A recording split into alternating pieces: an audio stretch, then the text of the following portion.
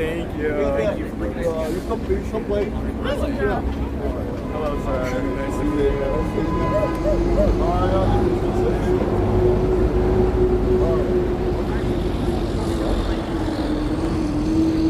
You're good to go whenever you're ready. Thank you. I'm Curtis Hertel. I'm the chair of the Michigan Democratic Party. It has been a long night, but it's also been a long 2 years for the people of Michigan. The people of Michigan were promised by this president that their wages would go up, that their prices would go down, that they'd be tired of winning, that there'd be no more foreign wars, the Epstein files would be released, and all of that has been a lie. And what I can tell you is the energy, the enthusiasm, and the fight is on the Democratic side.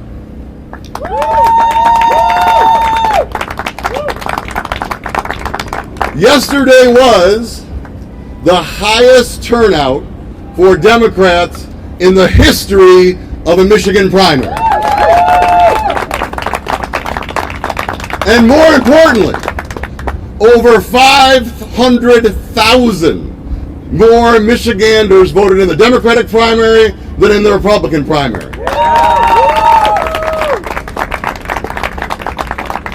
We have a great ticket. Jocelyn Benson, our current Secretary of State who has fought for our voting rights, will be our next governor. Ellie Savitt, who's been both a prosecutor and a fighter against corporations that have poisoned our water, will be our next Attorney General. Garland Gilchrist, who has been an amazing Lieutenant Governor who has fought to end Republican rule in Lansing and has passed the largest tax cut for working families in history, brought 30,000 kids out of poverty, and ended the first state in 70 years to end right to work, passed the largest investment in education, the largest investment in housing, will be our next Secretary of State. And after last night, a fighter, a true fighter, and that is what people want, Abdul El-Sayed, will be our next U.S. Senator.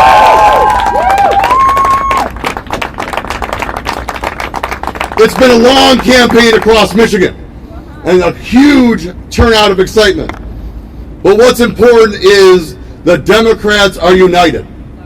We are united in the fact that every person deserves health care in this country. We are united in the fact that the cost of living is too high for American families, that it is ridiculous that a family has to decide between the cost of prescription drugs and the cost of rent or housing, that they can decide whether they can afford to take that vacation or even send their kids to college. It has become impossible to raise a family in Trump's America. And so we have got to work together to take this country back.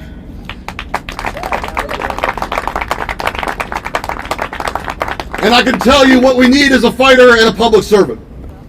Whether it is in the Detroit Health Department or the Wayne County Health Department, Abdul El-Sayed has been a fighter for the people over and over again. He has stood up to corporations and made sure that the people are always at the front of the line when it comes to their needs. And we juxtapose that against Mike Rogers. Mike Rogers served in the U.S. Congress, left there and enriched himself from the work that he had done, made millions of dollars on the backs of people fighting for corporate greed over and over again. He moved to Florida, and then he decided to move back to Michigan when he decided he wanted to be a U.S. Senator. The people of Michigan said no 2 years ago, and they are going to say no again in 2026. And what I can tell you is that I'm proud, as the chairman of this party, we have a very diverse ticket, but most importantly what we have is a ticket of fighters. And we are proud to have Abdul El-Sayed added to this ticket. We are excited to say that he will be the next senator here in Michigan. And now I get to pass it on to another fighter. I got to serve with Mallory McMorrow in the Senate. She has been one of the best fighters for Michigan. Someone who has always stood up. Someone who knows how important this election will be. Somebody who helped get us a trifecta to change Michigan for the better, for people. My friend, State Senator Mallory McMorrow.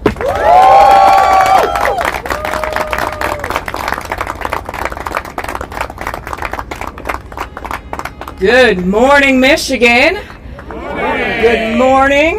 Did everybody get a little bit of sleep last night? You doing okay? I'm State Senator Mallory McMorrow, and I am so proud to be here this morning. It is an exciting morning in Michigan. And I know that this was a long and brutal primary. Take it from me, I lived through it personally. But what is most important now is that we recognize that for all of the differences we may have had in this primary, that those differences pale in comparison to the contrast that we face in November. Now, in pure Michigan fashion, I had made a commitment earlier that no matter what happened in this race, that I was going to endorse the nominee the minute the race was called and that I would be at their party. Well, Michigan decided maybe we're not going to the parties last night. So this morning, with all of you, this is the party. This is the start of a celebration of all of us coming together. Now, I want to say to my supporters, to the supporters of Congresswoman Stevens who fought hard, and to the Congresswoman herself, thank you. Thank you for putting your name on a ballot. Thank you to everybody who volunteered. Thank you to everybody who organized. Thank you to everybody who poured your heart and soul into these campaigns for almost the last 2 years. We need all of you, all of us, to stay in this fight every minute going forward, because I can promise you that today, Mike Rogers and Donald Trump are looking at Michigan and they are hoping that these family fights that we had, the disagreements within the Democratic Party, are the fights that we're going to retain through November. They will be hoping that we are either too hurt because we or our candidate lost, or too proud because our candidate won to not be willing to reach across and bring somebody in, or just to be too sad to move forward.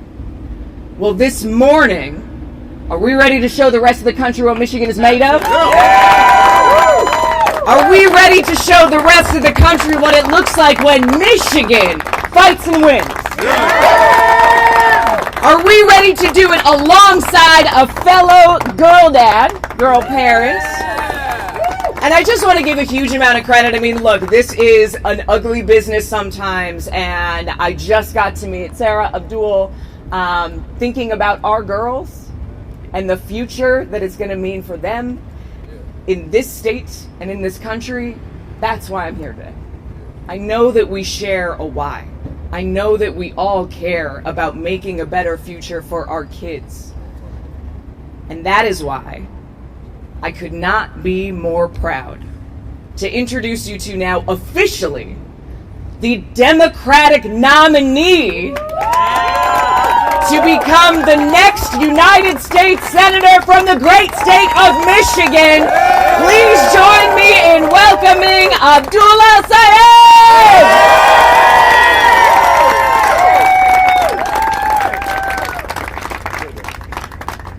I just want to say how grateful I am to my colleague, Senator McMorrow, Chairman Hertel, to all of our incredible supporters here.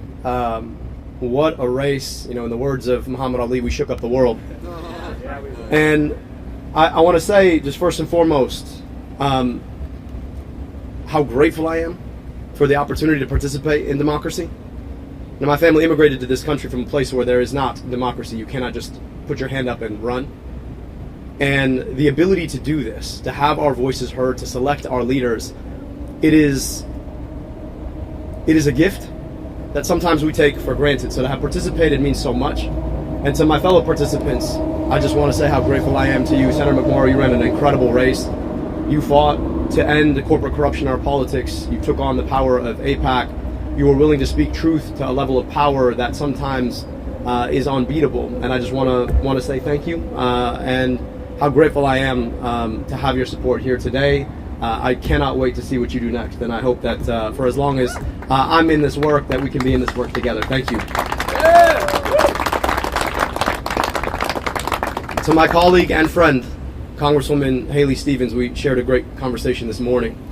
And I know that it was a bitter end to this very long primary, but I also know that Haley brings the best of herself to her work. She is one of the most committed public servants that you'll ever meet.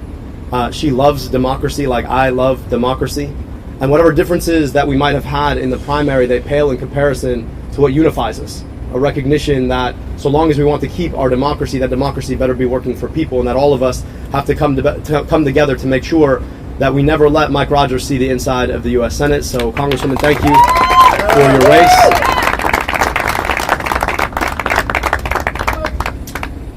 And I have to say a few more thank yous before we talk about where we're going next. First, I got to thank my wife, Sarah.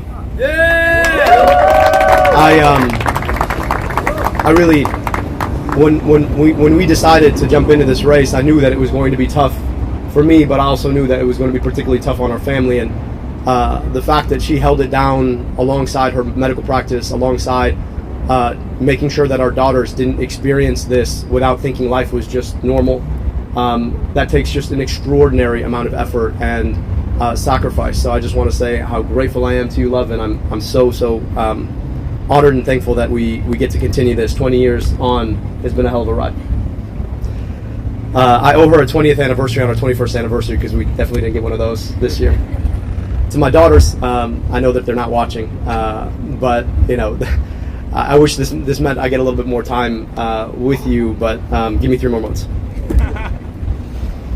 To everybody who put their shoulders into the work, anybody who made a contribution, who knocked on a door, who made a phone call, who put yourself into this democracy, who gave us your stake in democracy, this movement, this moment is for you. And I just can't say how grateful I am to have earned the votes that we got. We took on a machine. You're not supposed to be able to beat $70 million of outside spending. A record amount of money spent in a campaign against a Democrat in a primary in any campaign. You're not supposed to be able to beat that. And what we showed is that the power of our many is greater than the power of their money.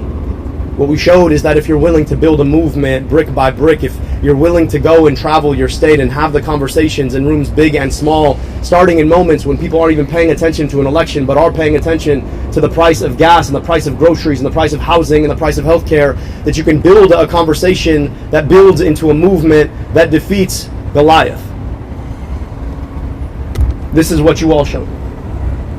And my hope is that our democracy will never be the same. So when Big Pharma and Big Tech, when DTE and Blue Cross come a-knocking saying, you know what, this is our democracy and we're going to own it, from here on out, we can always point and say, no, this is the people's democracy and we will always own it.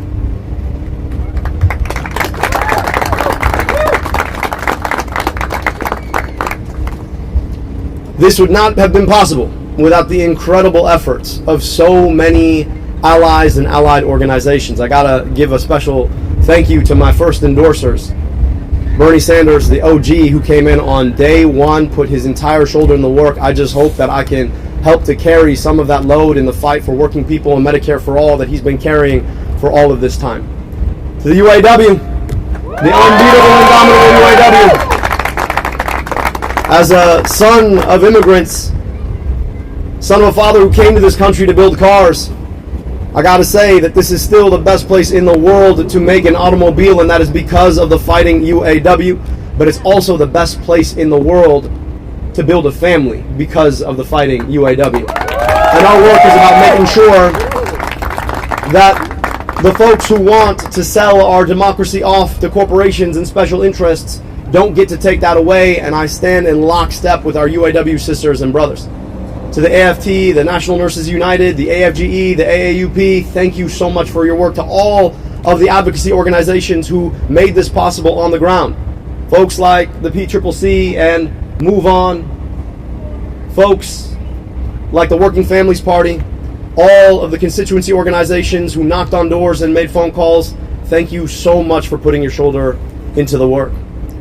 I also have to thank all of our endorsers, 300 strong, who came in, spent their time with us, came from just down the street or came from across the country to talk about what it looks like to build a movement of the people, by the people, and for the people. I want to say how grateful I am to you.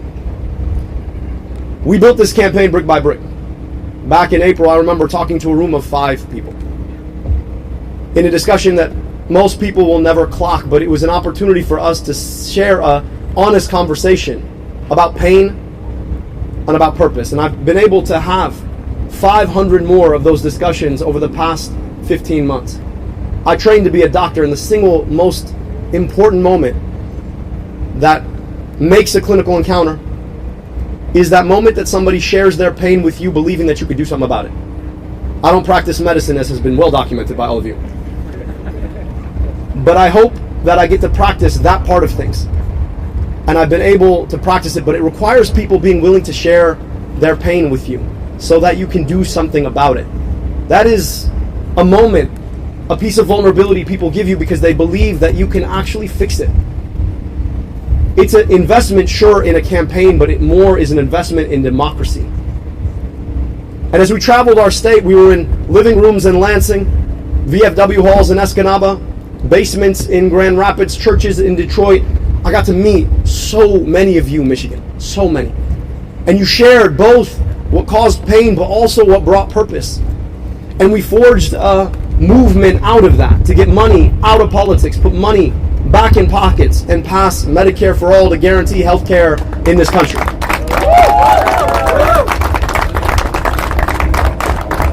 And for our troubles, the corporations, the special interests, who would rather get to decide who our elected officials are than let us decide who our elected officials are, they spent an unprecedented amount of money to beat us. Attack ad after attack ad after attack ad after attack ad. Wall-to-wall ads. But it turns out that the commercials are the part of the television show most people don't want to watch. It turns out that you can spend as much money as you want on lies, but it doesn't make them true. It turns out that when you're able to reach out and dignify somebody's pain, people remember that a lot more than a 30-second ad played on a loop on television.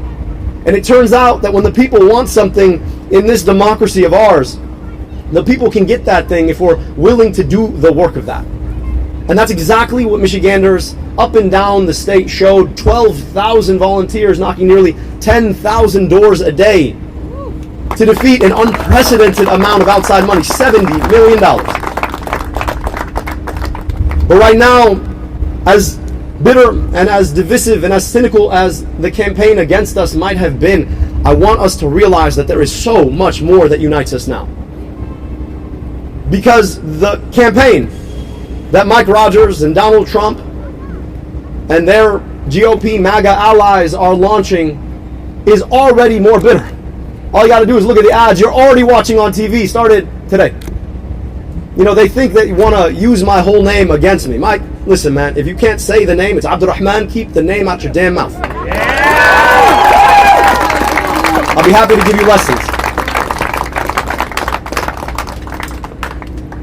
But they understand that the only way that they think they can win is to drag us into the mud, to believe the worst about each other, to believe that what divides us is bigger than what unites us. They want us to think that the reason some of us ain't got is because of other people got. But it turns out that the reason so many of us ain't got is because of the system that has corrupted our politics to take it away from us. And that is the thing that we are taking on now.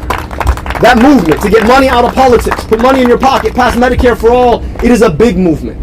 So if you supported me or you did not support me, if you voted for Vice President Harris in 2024, or you're voted for Donald Trump, if you believe like me that you ought to be able to afford your groceries, if you believe like me that you ought to be able to afford your home, if you believe like me that your tax dollars ought to be invested in you rather than sent somewhere else, if you believe like me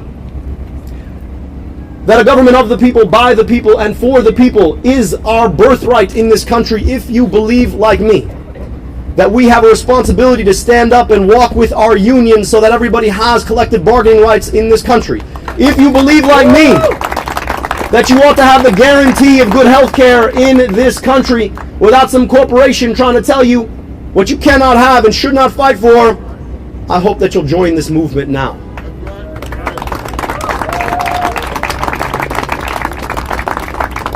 I want to speak specifically to an issue that has been focused on in this race.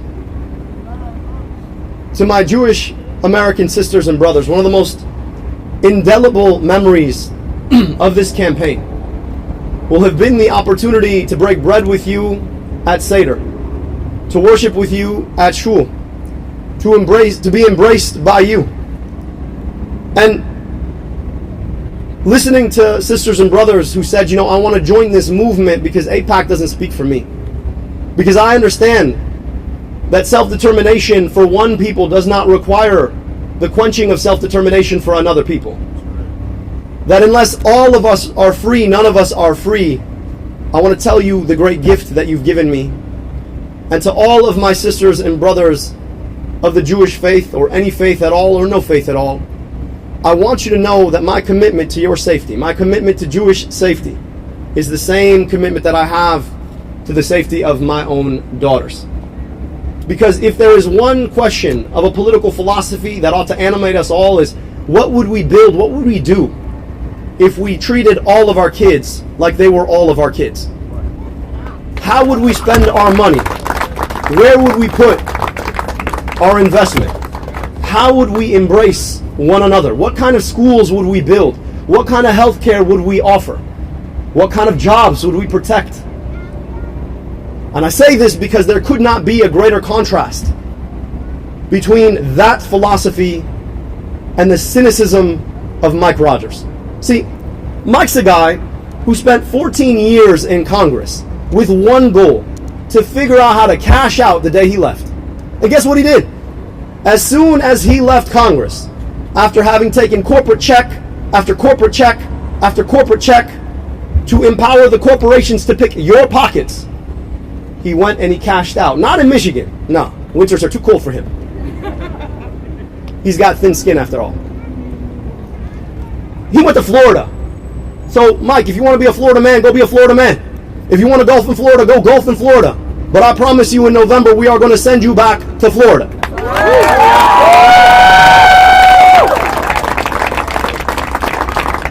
Mike Rogers is the guy who wants to put a data center in your backyard so he can make himself feel a little bit more manly by making an AI video.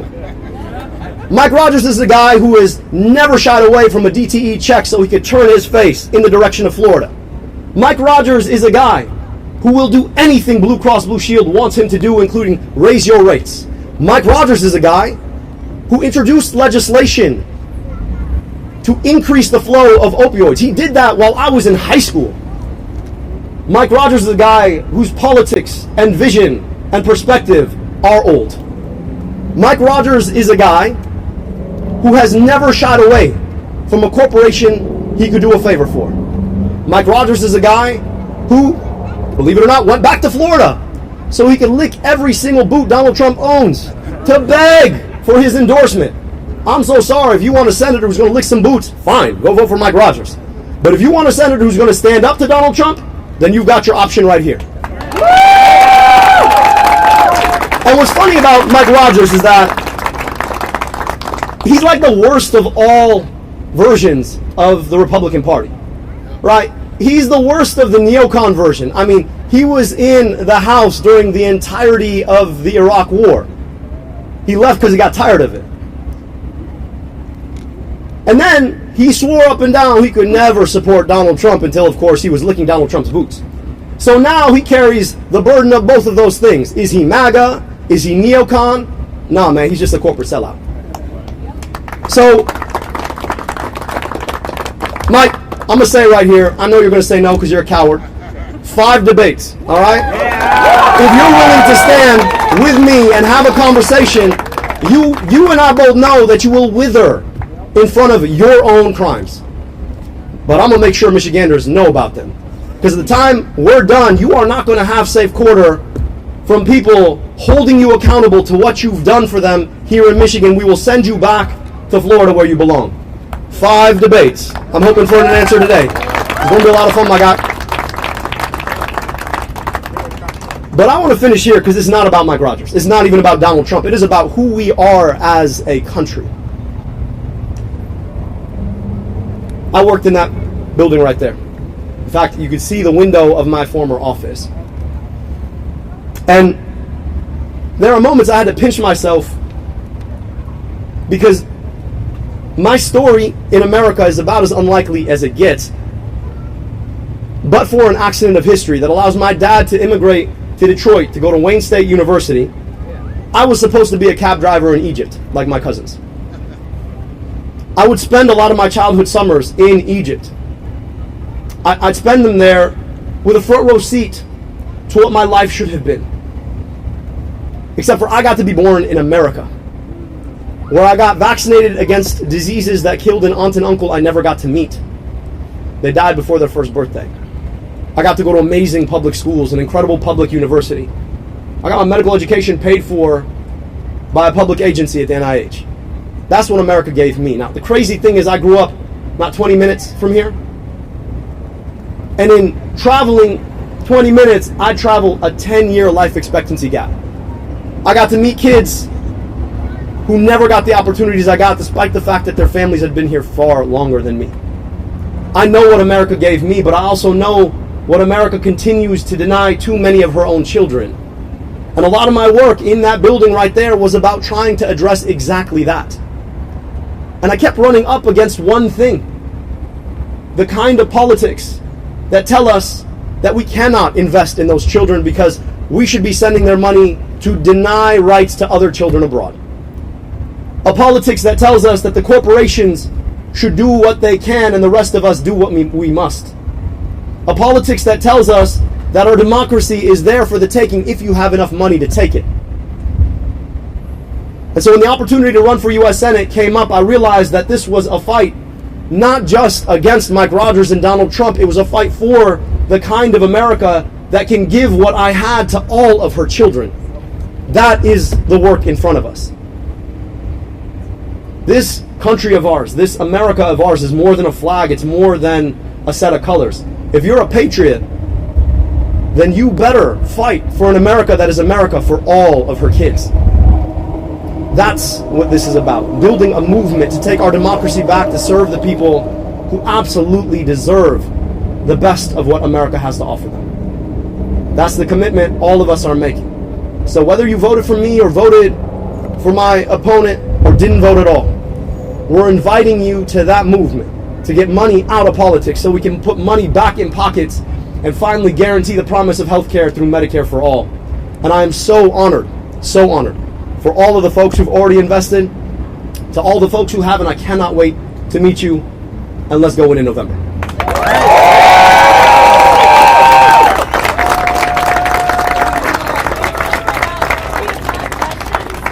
Hands up for a question, please, and say your name and outlet when called on. Start here. Joey with the Associated Press. You mentioned that you spoke with ICC earlier. Can you talk a little bit about what was said, if she indicated whether she would be endorsing? She will absolutely be endorsing us, and she will be fighting alongside us to make sure that we defeat Mike Rogers and win the future in November. Questions? Looking for locals. Go here. Signs with CNN. This was a very tight race, perhaps closer than you had hoped or expected, about 15,000 votes right now between you and Haley Stevens. Does the fact that this was such a tight race make it more difficult for the Democratic Party to unite and also reach out to those swing voters who might be looking and seeing, well, Democrats can even agree on their candidate? Well, I'd love to get others' perspective on this, but let me give you mine. You heard about the historic turnout. Sometimes, intra-family squabbles are the biggest ones. But we all know that when we walk out the house, we stand united. And sometimes we got to have it out about the conversation about who we are and who we want to be. And I think I'll tell you that the things that unite us are so much bigger than the things that divide us. If anything, when you've got 500,000 more voters who came out to be a part of a process to pick a nominee, that means that their voices have been heard. And we're going to build a movement that reaches out to everybody. I know not everybody's going to agree with me on everything. That's not how this works. But I do know that they agree with me on the need to beat Mike Rogers, and the need to hold Donald Trump accountable, and the need to provide people health care, and the need to address the affordability crisis that is making it so that all of us struggle simply because we want to pump gas or go to the grocery store, and the need to stop fighting stupid wars we should never be fighting. There is so much more we agree on. So I'm looking forward to unifying together. The Congresswoman and I, the Senator and I, we've had some great conversations about where we go from here, and we cannot wait to come together and win in November. Dr. El-Sayed, what do you see being your biggest challenge? We're gonna let the chairman answer. Thank you very much. I appreciate it. As our future senator said, 1.5 million people showed up to vote in Michigan and the Democratic side. That is the largest, not only just in history, but it's also the largest gap in history between the Republican Party and the Democratic Party. So certainly all the energy is on our side. But I also want to say this. We hold a special responsibility as Democrats in Michigan, as Michiganders in general. Michigan looks like America. We are the most diverse battleground state in the country. And so we know what that responsibility is. And I can tell you what unites us.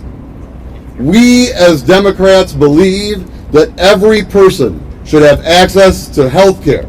We as Democrats believe that we need to lower costs for families. We as Democrats believe that it is time that we focus our attention not on foreign wars of choice and that are raising gas prices for every person here and the price of groceries for every person here. We believe that it's time to focus on America first. They say it, we actually believe it. And finally, I will say to my fellow Democrats, if that is not enough, if everything that is happening in this country is not enough to unite, how about a Donald Trump supermajority on the Supreme Court that goes on for not just my generation, but my kids' generation as well? We have a responsibility to come together, and we will. We will unite to take this country back. I guarantee it. Thank you very much.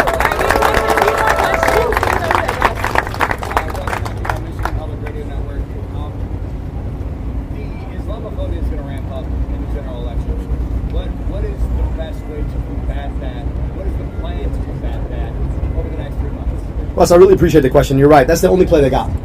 They're going to point at me. They're going to point at my name. It's like, well, he's different. That's the best you got? You can't actually talk about what you want to do? My name is not raising your gas prices. My name is not taking us to war.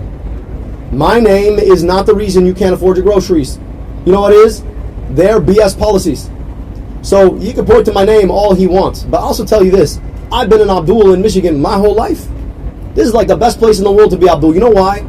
Because Michiganders they're big-hearted. They're open-minded. They're earnest, and they're gritty. And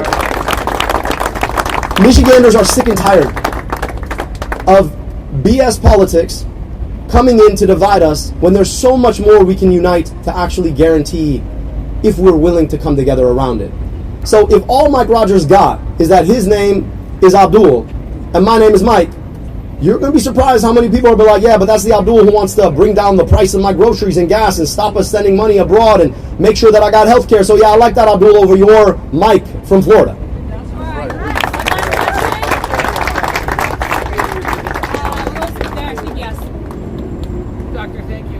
Ed O'Keefe from CBS. You talked about, or you addressed Jewish voters in the state and the concerns they may have.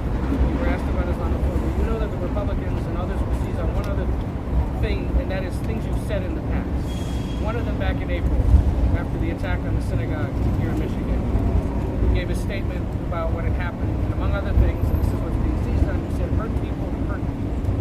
And it's that part of your statement that has caused a lot of concern for Jewish voters. Republicans are going to seize on What I mean is that hurt people hurt people. Then maybe if we're serious about ending the hurt, we should stop hurting people. That's what I mean. I condemned the attack. It was a vile anti-Semitic attack. And I think it's important for us to be asking the big picture question about what's happening now. You've got a Republican Party that is morally bankrupt, that is actively hurting people. And I think if we're serious about addressing a lot of the crises as they stand, maybe stop trying to divide people from each other. Stop trying to pass policies that have us going to war instead of investing here. Stop trying to nickel and dime people at every turn because of the corporations you support and do favors for. And so, look, I stand in solidarity with my Jewish sisters and brothers. And we can condemn anti-Semitism, and at the same time, we can be talking about how we bring people together. And we can be talking about everybody's pain. And I think anybody who does not want to do that is not serious about actually addressing the hurt that we see across the board. So I'm trying to unify people around the things that we need and deserve in this country. And as I said, my commitment to Jewish safety is the same as I've got a commitment to my own kids. And that's the highest commitment I can offer as a father. And when the Attorney All right. General... Thank you, press. We're going to wrap there. Thank you.